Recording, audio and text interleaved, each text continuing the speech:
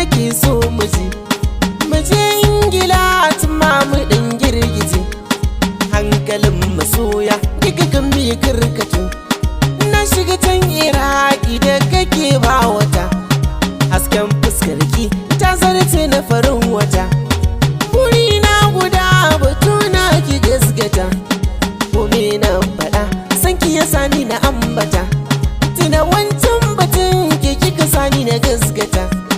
taro inda ke mata ki kan firgita na duba gurin ado baby ba yake a gurin tafiya koyi suke yi da ke duka gwajikin tsallake ka raga kin shan take sai na ki kamar rake ban hannun ki na ɗan rike mace mun maza gani da ke a yanzu kama na kai da ke suna na sunan ki ne buri na kallon ki ne ko me no mallakin ki ne rayuwa na naki ne farin ciki na naki ne arziki na naki ne na baki kulawa kinki ne komai nauna jingine anya ina ilisis babu kamar kya Saudiya na je Indiya can ma na dan zagaya babu kamar yake ko a kasar Sudaniya ina ga tsallaku a zuwa Afirka Somaliya idan har na tuno ki ko tafiya nake zan tsaya duk nisan tafiya inda ke bincin gajiyar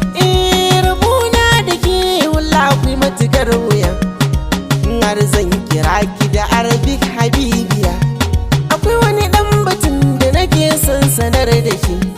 a gaskiyar batu ni dan tallakan nake ina da yan sana'o'i na da nan rike na kan yi kara-kara kana na kan yi da barrake na kan yi sana'ar wankin hula duk dan wake kina kawa tanadi aiki zanai har baɗi duk dan farantan kirai zanai aikin sai da rai matan zamani sun fi son mai kuɗi da zarar sun ga daula ba sa hangen baɗi masoyi na gaske su kan yi wa magudi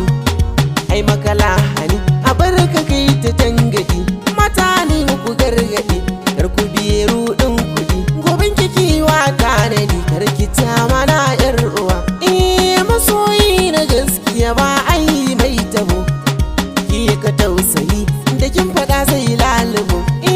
kuna kin guje shi a sannu zai lalubo wata tafi ki komai har asali ba tabo a dole na dama zaki a sa'in da ba lokaci na kai kuka ga Allah kuma ya jiya ya ban sahiba ta yar gidan tarbiya gadon arziki ta yi kaji zinariya mata su ta na yi ruwa a idaniya ya Allah ka bar mu tare gidan duniya